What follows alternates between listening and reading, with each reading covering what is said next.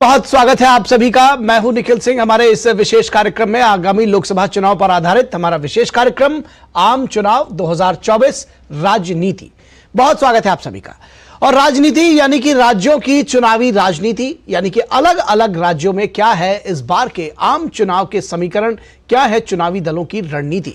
इस विशेष कार्यक्रम में हम बात करते हैं हर रोज किसी एक राज्य में चुनावी हलचल और वहां की राजनीतिक सियासी स्थिति की। तो आज के अंक में बारी है पश्चिम बंगाल की। पश्चिम बंगाल एक ऐसा राज्य जो इस समय संदेश खाली के मुद्दे की वजह से चर्चाओं का केंद्र बना हुआ है और हाल ही में जो CAA लागू किया गया है उसमें पश्चिम बंगाल की मुख्यमंत्री का विरोध भी चर्चा का केंद्र है। तो मुख्यमंत्री ममता बनर्जी एकला चलो का नारा देती हुई है और वो सभी सीटों पर, लोकसभा की सभी सीटों पर उन्होंने अकेले लड़ने का ऐलान किया है। तो शुरुआत करेंगे जानकारी और विश्लेषण से भरपूर कार्यक्रम राज्य नीति की।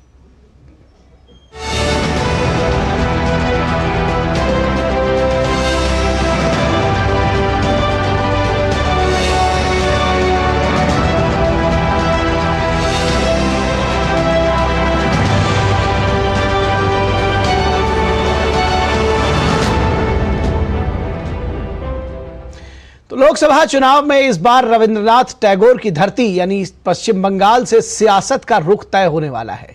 जब से केंद्रीय राजनीति में बीजेपी मजबूत हुई है तब से पश्चिम बंगाल की सियासत में भी बड़े बदलाव देखने को मिले हैं। पश्चिम बंगाल में एक तरफ लेफ्ट कमजोर हुआ है तो दूसरी तरफ बीजेपी उतनी ही मजबूत होती दिख रही है। स्थिति यह बन चुकी है कि अब अगर सत्ता में TMC है तो उसकी मुख्य विपक्षी पार्टी बीजेपी बन चुकी है और ऐसे में लोकसभा चुनाव में पश्चिम बंगाल की अहम भूमिका होने वाली है। फिलहाल पश्चिम बंगाल में संदेश खाली और फिर CAA को लेकर राजनीति गर्म है। लोकसभा चुनावों को लेकर सभी की दिलचस्पी पश्चिम बंगाल को लेकर है कि यहां का वोटर इन तमाम मुद्दों और वादों दावों के बीच किधर का रुख करेगा।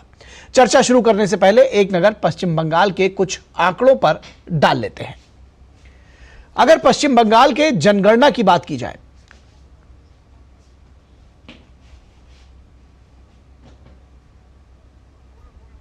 तो पश्चिम बंगाल के जनगणना की बात करें तो 2011 की जनगणना के अनुसार पश्चिम बंगाल की जो जनसंख्या है उसकी बात करें तो जनगणना 2011 का जो सेंसस है उसको अगर मानकर चलें तो बंगाल की कुल जनसंख्या 9 करोड़ 13 लाख से ज्यादा है, जहां पुरुषों की कुल जनसंख्या 4 करोड़ 67 लाख है, वहीं महिलाओं की कुल जनसंख्या 4 करोड़ 48 लाख है। ये 2011 के सेंसस के मुताबिक है। 9 करोड़ 13 लाख कुल जनसंख्या है राज्य की। अब अगर कुल मतदाताओं की बात करेंगे तो कुल मतदाता 7 करोड़ 53 लाख पूरे राज्य में, पुरुष मतदाता 3 करोड़ 82 लाख, महिला मतदाता 3 करोड़ 73 लाख और थर्ड जेंडर 1837। तो यानी जो महिला और पुरुष मतदाता हैं उनके बीच में महज 5 लाख का अंतर है, तो लगभग बराबर है। राष्ट्रीय अगर हम औसत दर देखें साक्षरता की, लिटरेसी रेट, तो जो राष्ट्रीय औसत दर है वो 72.98% है पूरे देश भर का। पश्चिम बंगाल का औसत दर ज्यादा है राष्ट्रीय औसत दर से, 77.08। पुरुष 82.67% पढ़े लिखे हैं तो महिलाएं जो है 71.16% साक्षर हैं। तो ये साक्षरता दर है। महिलाओं की साक्षरता दर भी काफी अधिक है, जो राष्ट्रीय औसत दर है उसके लगभग करीब पहुंच रहे हैं। अब हम वहां के प्रमुख अगर राजनीतिक दल की बात करें तो TMC जो कि सत्तासीन पार्टी है मुख्यमंत्री ममता बनर्जी की अगुवाई में, BJP, इंडियन नेशनल कांग्रेस और CPIM। तो ये पश्चिम बंगाल का कुल जो आंकड़ा है अगर उस हिसाब से देखा जाए। अब बात करें हमारे जो खास मेहमान जुड़े हुए हैं उनसे आपका परिचय करा दें और पश्चिम बंगाल को लेकर चर्चा की शुरुआत करेंगे। अभय कुमार चुनाव विश्लेषक हमारे साथ जुड़े हुए हैं और प्रकाश चंदालिया जो कि संपादक हैं राष्ट्रीय महानगर कोलकाता के, वरिष्ठ पत्रकार हैं, वो हमारे साथ जुड़े हुए हैं। प्रकाश जी आपका स्वागत है और अभय जी आपका भी स्वागत है। अगर प्रकाश जी आपके साथ शुरुआत करें तो बीते जो कुछ दिन हुए हैं पश्चिम बंगाल की सियासत में बड़ी उठापटक वाले हुए हैं और ये देखा जाए कि जो बीता करीब एक हफ्ता रहा है वो तो संदेश खाली और उसके साथ साथ उसके जो मुख्य कल्प्रिट थे शाहजहां शेख, उसकी गिरफ्तारी, उनका बचाना, वो जो पूरा एक पॉलिटिकल ड्रामा जिसको कहा जाए पश्चिम बंगाल में वो चलता रहा। अब CAA का विरोध एक नया जिसको कहते हैं कि पेच पश्चिम बंगाल की सियासत में आ गया है। किस तरह से देखते हैं पश्चिम बंगाल की सियासत को वर्तमान परिप्रेक्ष्य में? निखिल जी, पश्चिम बंगाल एक बहुत बड़ा प्रदेश है और यहाँ 42 लोकसभा की सीटें हैं। अभी पिछले 2021 के विधानसभा चुनाव की अगर बात करें तो यहाँ पर भारतीय जनता पार्टी को 2 करोड़ 20 लाख और तृणमूल को 2 करोड़ 72 लाख के आसपास वोट मिले थे। बाकी कांग्रेस और वाम मोर्चा को अगर चाहे तो हम उसके नगण्य कह सकते हैं, उनका कोई बहुत ज्यादा महत्व नहीं था। इस बार ये ममता बनर्जी की राज्य की सरकार की तीसरी सरकार है। 2 सरकारें 10 वर्ष उनके कार्यकाल को अगर अलग छोड़ दें, 2021 में जब से ममता बनर्जी विधानसभा पर काबिज हुई हैं और बम्पर मेजोरिटी के साथ, बहुत जबरदस्त मेजोरिटी के साथ काबिज हुई, लोगों की उम्मीद थी कि जो उनका नारा था मां माटी और मानुष का, उसको ये आगे बढ़ाएगी, उनके विकास की बात करेंगे। लेकिन आपको याद होगा कि जब से तीसरी सरकार आई है तब से आपने संदेश खाली का जिक्र किया, मैं चाहूंगा थोड़ा हम पृष्ठभूमि में जाएं। 2021 से लेकर के आज तक के कालखंड में इतने भ्रष्टाचार के आरोप लगे, इनके सांसद जेल में गए, इनके मंत्री आज भी जेल में हैं, 55 करोड़ रुपए की नगद, पूरे देश में एक इतिहास बना होगा। शायद झारखंड में जो 350 करोड़ मिले, उसके बाद 55 करोड़ की नकदी जो है पश्चिम बंगाल में मिलती है। 34 वर्षों के वामपंथी शासन में इस प्रकार का भ्रष्टाचार कभी नहीं हुआ था और ममता बनर्जी से भी उम्मीद नहीं थी, क्योंकि वो बड़ी मजी हुई खिलाड़ी थी। लेकिन वहां से भ्रष्टाचार की शुरुआत होते हुए गाय का घोटाला, गाय की तस्करी बांग्लादेश में होती है, कोयला की, बहुत सारी चीजें ऐसी आती हैं। इससे मुझे लगता है कि जो उम्मीद 2021 में तृणमूल के प्रति जो एक लोगों में बना था, जो एक उम्मीद बनी थी, उसमें गिरावट आई है। और सबसे बड़ी बात देखिए ये है कि 34 वर्षों का वामपंथी शासन, उस शासन के पतन का कारण क्या था?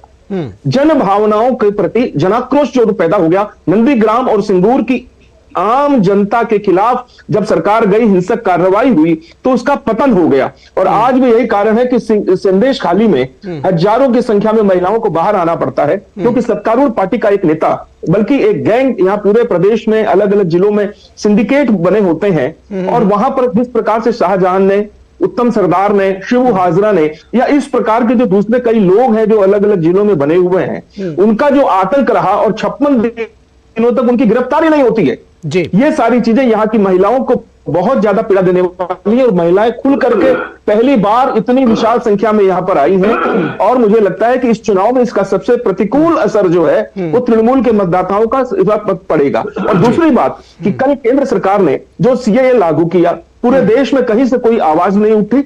अगर इतने प्रदेशों में अगर कहीं से आवाज उठी तो ममता बनर्जी की सरकार ने उठाई। ममता बनर्जी ने सीएए लागू होने के 15-20 मिनट के अंदर बयान जारी कर दिया, हम इसको नहीं मानेंगे। तो पहले से भी कहती रही हैं। हालांकि जो कानून संसद से पारित हुआ, माननीय राष्ट्रपति महोदया की उसमें मुहर लग गई है और यह स्पष्ट हो चुका है। 50 बार आपने अपने टीवी चैनल पर और तमाम चैनलों पर भी इस पर परिचर्चाएं हुई हैं कि ये देश के हित में है। और जो 31 दिसंबर 2014 के पहले जो नागरिक भारतवंशी जिन्होंने हमारे देश में शरण ले ली है, ये उनकी नागरिकता की रक्षा करेगा। भारत में अब उन्हें 11 वर्षों के प्रवास का वो जो कार्यकाल होता है वो करने की आवश्यकता नहीं है। इसके खुले सब कुछ होने के बावजूद हमारी जो मुख्यमंत्री हैं वो इसको एनआरसी से जोड़कर देख रही हैं। और आज भी उन्होंने हावड़ा जिले में एक बयान जारी किया, जनसभा की वहां पर, और वहां पर किया कि यहां पर अगर आपने उसके लिए आवेदन कर दिया तो निश्चित रूप से आपकी नागरिकता चली जाएगी, आपको डिटेंशन सेंटर में रखा जाएगा।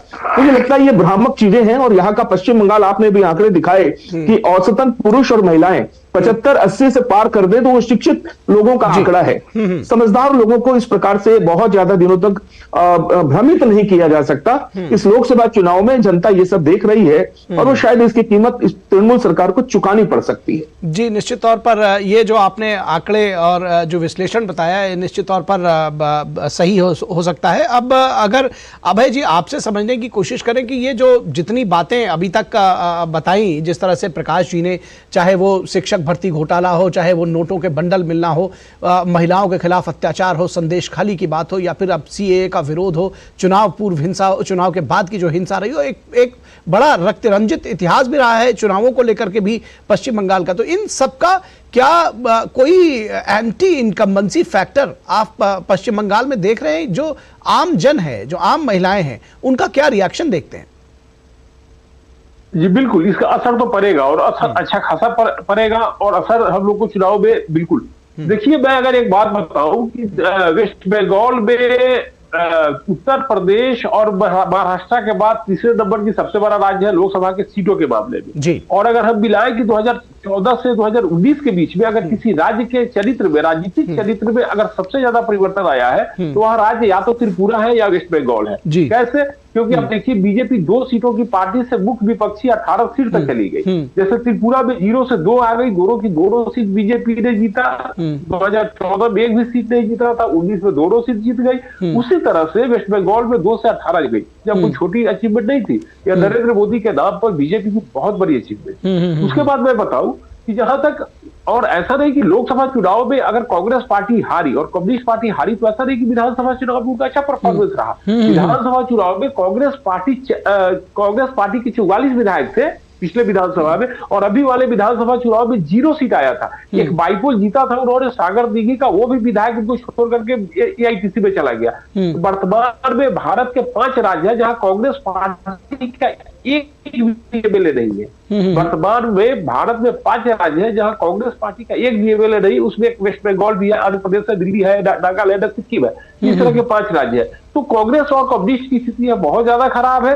और कम्युनिस्ट और कांग्रेस का जो वोटर्स है वह अब देख रहे हैं कि ममता बनर्जी से कोई टक्कर ले सकता है, या कोई ममता बनर्जी के खिलाफ जो राजनीतिक टक्कर देने की स्थिति में, तो बीजेपी है। तो लोग बीजेपी के पीछे पीछे चलने का प्रयास कर रहे हैं। तो अब वहां का जो इलेक्शन होगा लोकसभा का, वो ममता वर्सेस मोदी या के बीच ही होगा। तो इस परिस्थिति में बीजेपी के साथ ऐसे वोटर बड़े कनेक्ट हो गए जो कि पिछले बार शायद इनके साथ नहीं थे। पिछले इलेक्शन में 12% वोट कम्युनिस्ट और कांग्रेस को मिला था, क्योंकि पिछले इलेक्शन के साथ 66 लाख था।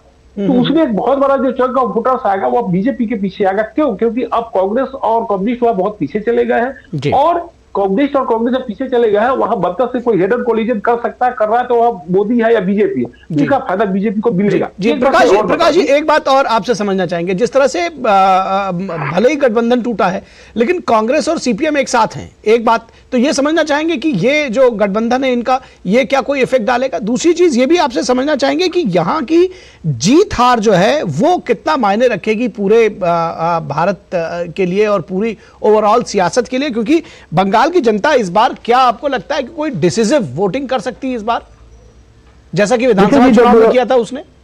जी निखिल जी, जब ये जो विपक्षी गठबंधन बना था जिसे इंडी नाम दिया गया था, वो नामकरण भी कहते हैं ममता बनर्जी नहीं किया था, और स्वयं उन्होंने दावा भी किया।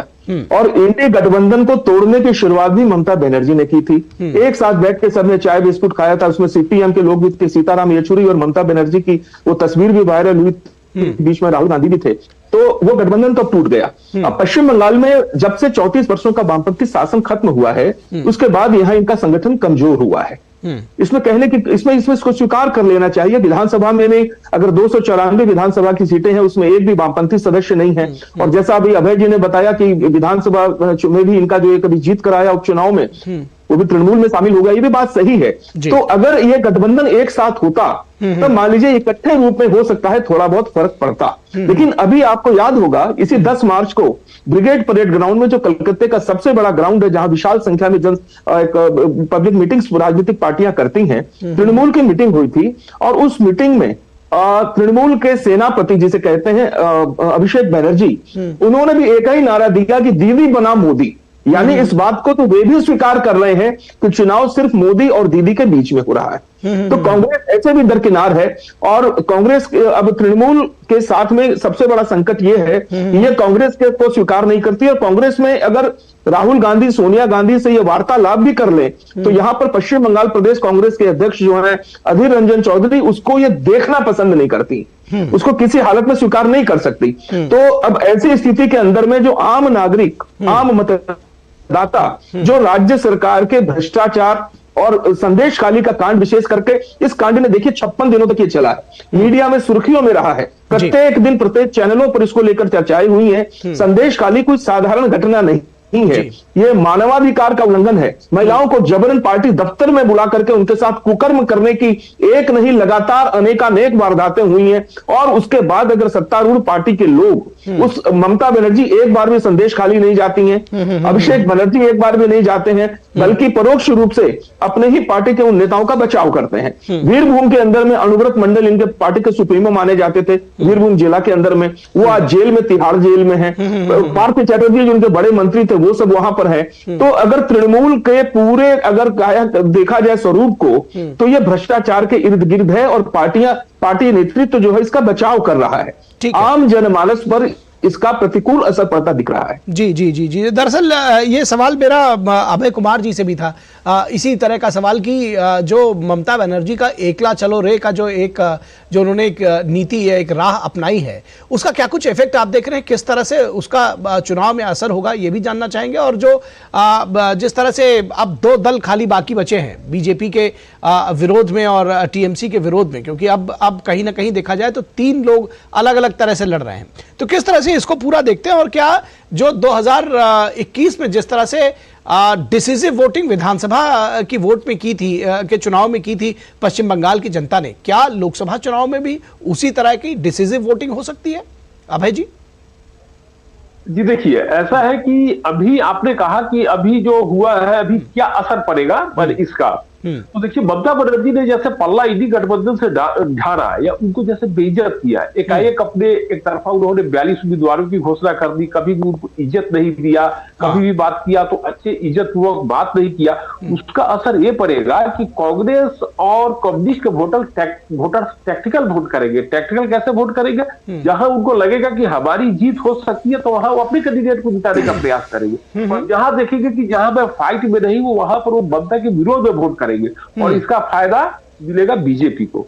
तो यह एक बहुत बड़ी बात है कि ममता बनर्जी ने ऐसा करके बीजेपी को पीछे से या परोक्ष तौर पर बहुत बड़ा, यानी अब ये कहना चाहिए कि कांग्रेस और सीपीएम, यानी अभय जी आप ये कहना चाह रहे हैं कि कांग्रेस और सीपीएम के जो वोटर हैं वो कहीं ना घूम फिरकर बीजेपी के समर्थन में रहेंगे? बिल्कुल, मैं यही कहना चाह रहा हूं, बिल्कुल मैं यही कहना चाह रहा हूं कि और इसका सबसे बड़ा कारण है तो व्यक्ति है तो ममता बनर्जी खुद है, क्योंकि ममता बनर्जी ने ऐसी स्थिति क्रिएट कर दी है कि अब उनको बीजेपी को वोट करना उनके लिए एक तरह से समझिए कि मतलब सेकंड प्रेफरेंस बन गया है, और main preference, second and main दोनों। उसके बाद अभी आपने प्रकाश जी से सवाल किया कि देश के राजनीति में के असर पर बात किया, तो मैं एक बात आपको बताना चाहूंगा, 2004 में जब यूपीए 1 की सरकार बनी थी जिसका नेतृत्व मनमोहन सिंह जी ने किया था, उस समय वेस्ट बंगाल का सबसे बड़ा भूमिका था, क्योंकि उस समय कम्युनिस्ट और कांग्रेस का 41 सीट, उस समय अगर यूपीए 1 का अगर किसी ने बेस डाला था तो वह स्टेट सबसे बड़ा स्टेट था, सबसे महत्वपूर्ण स्टेट था वेस्ट बंगाल, क्योंकि यहां से कांग्रेस और कम्युनिस्ट का 41 सीट आउट ऑफ 41 सीट यहां से मिला था यूपीए 1 को, और वहां से सरकार बनी थी। तो यह कहने का यह है कि इसका बहुत ही महत्व रहा है। और अभी के समय में, और एक बात और मैं कहूंगा कि 2021 से आपने जोड़ा, तो एक बात हम लोगों को समझने की है कि 2019 के लोकसभा चुनाव में बीजेपी 121 विधानसभा सीटों पर आ गई थी, 18 लोकसभा की सीट जीती, और वही अगर हम 2021 की बात करें तो 77 सीट जीती, या बीजेपी हार गई ऐसा कहा जाता है, 77 सीट जीती। तो उसका कारण क्या है कि देखिए नरेंद्र मोदी वर्सेस ममता बनर्जी में तो क्लियर है भैया, यहाँ नरेंद्र मोदी वर्सेस जब लोकसभा चुनाव होता है that is between Narendra Modi और ममता, तो वहां पर तो हो जाता है भैया वहां नरेंद्र मोदी जीत जाते हैं, नरेंद्र मोदी। लेकिन जब बीजेपी वर्सेस ममता होता है जो विधानसभा में होता है तो वहां पर बीजेपी थोड़ी बिल्कुल स्टेट लीडरशिप भी वहां सीन में आ जाती है कहीं ना कहीं, और यहाँ जो मोदी जी के चेहरे के ऊपर चुनाव लड़ा जा रहा है तो उसका असर निश्चित तौर पर दूसरा होता है। आप हमारे साथ बने रहिए। फिलहाल कुछ आंकड़े अपने दर्शकों को बता दें, हम बता दें कि पश्चिम बंगाल में बड़ी संख्या में लोकसभा सीट है, 42 सीटें हैं यहाँ से आती हैं, तो स्टेट जो है जो देश भर की तमाम राजनीति है उस पर बड़ा प्रभाव है इसका। 42 सांसद यहाँ से चुनकर आते हैं। सामान्य सीटों की संख्या 30 है, आरक्षित शेड्यूल कास्ट के लिए 10 है, आरक्षित शेड्यूल ट्राइब के लिए 2 है, तो कुल सीट 42 है, सामान्य सीटें 30 हैं, और एससी के लिए आरक्षित 2 हैं दरअसल, और एसटी के लिए आरक्षित नहीं है। और 2019 के आंकड़ों की बात करें, अगर हम वोट परसेंटेज की बात करें तो वोट शेयर टीएमसी को 43.69% मिला था, जबकि बीजेपी को लगभग उससे 3% कम 40.64% वोट मिले थे। कांग्रेस को महज 5.66% वोट मिले थे।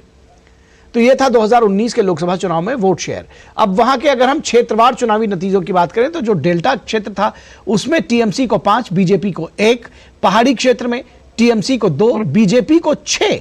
यहां पर पहाड़ी क्षेत्र में बीजेपी ने लीड ली थी, जबकि उत्तरी सीमावर्ती जो क्षेत्र था वहां पर टीएमसी को 3 और बीजेपी को 4 सीटें मिली थी। उत्तरी पहाड़ी क्षेत्र की बात करें तो टीएमसी को 0 और बीजेपी को 4, जबकि दक्षिणी मैदानी क्षेत्र में टीएमसी ने लीड ली थी, बड़ी लीड ली थी, 12 सीटें उसको मिली थी और बीजेपी को महज 3।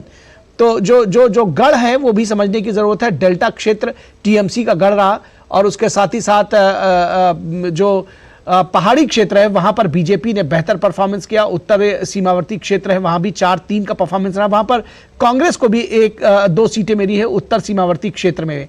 तो इस तरह से इसको समझा जा सकता है कि जो तमाम गढ़ हैं, जो क्षेत्र हैं, वहां पर किस तरह का परफॉर्मेंस पिछली बार रहा है और इस बार पार्टियां किस तरह से वहां पर जोर लगाएंगी।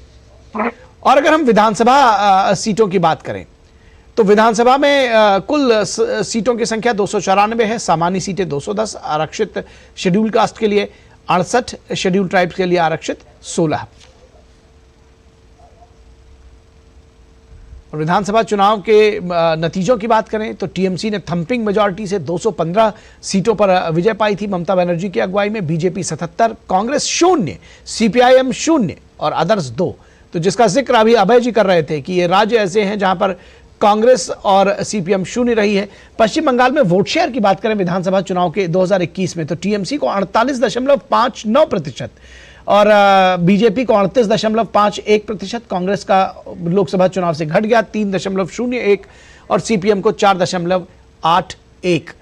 तो आप समझ सकते हैं कि किस तरह से ये पूरा जो आंकड़ा है वो रहा है। अभय कुमार जी, आपसे समझना चाहेंगे इस बार का जो चुनाव है पश्चिम बंगाल में मुद्दे ढेर सारे हैं और अगर ये कहा जाए कि संदेश खाली और जो सीएए का मुद्दा है वो सबसे गर्म मुद्दों में होगा, महिला सुरक्षा, महिला सम्मान की बात जो है वो सबसे ज्यादा होगी, लेकिन उसके साथ ही साथ ये भी समझने की जरूरत है कि क्या जो वोटर है वो किस तरह से इसको ले रहा है। क्या आपको किसी भी तरह से यहाँ पे ये लगता है कि जिस तरह से लेफ्ट बाहर हुई थी सत्ता से, एंटी इनकम्बेंसी का एक दौर आया था, क्या उस तरह का दौर आपको दिख रहा है?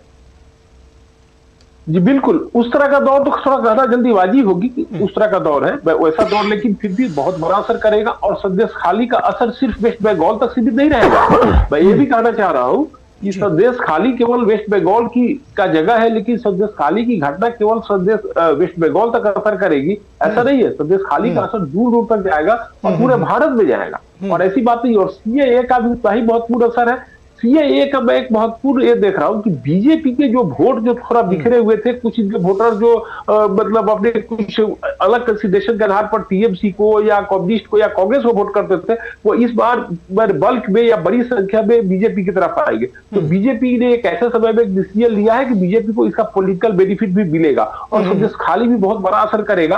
तो इस तरह हम देखिए। और एक चीज मैं और बताऊंगा कि कांग्रेस बीजेपी ने 2018 में अपने बदौलत सरकार बनाई त्रिपुरा में और किसको हटा के कम्युनिस्ट पार्टी को हटा करके की थी।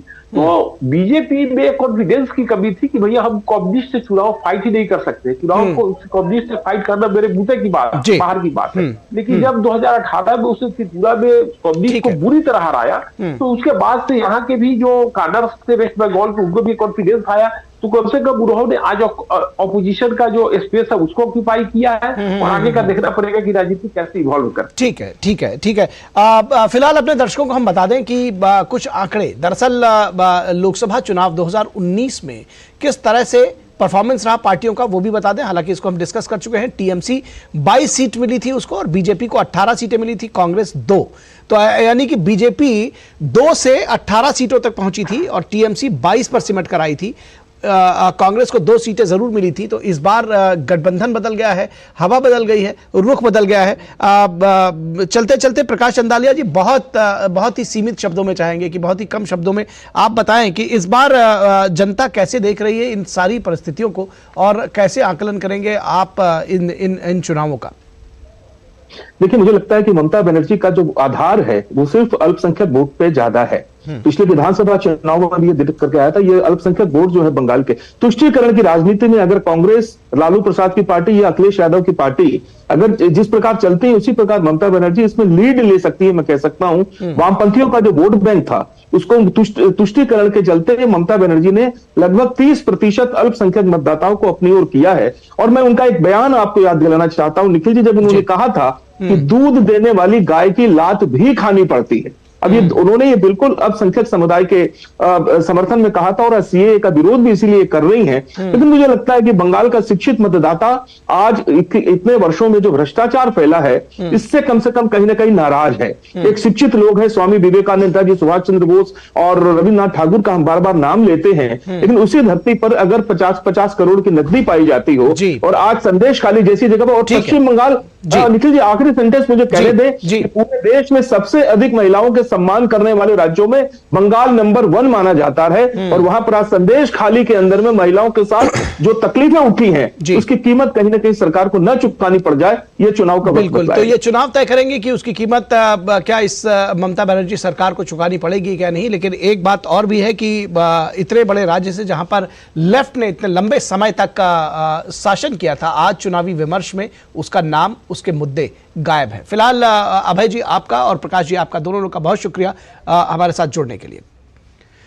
तो 2024 राजनीति के आज के अंक में बस इतना ही। कल हम फिर हाजिर होंगे किसी एक और नए राज्य की चुनावी रणनीति और वहां की राजनीति के साथ। इजाजत दीजिए, नमस्कार।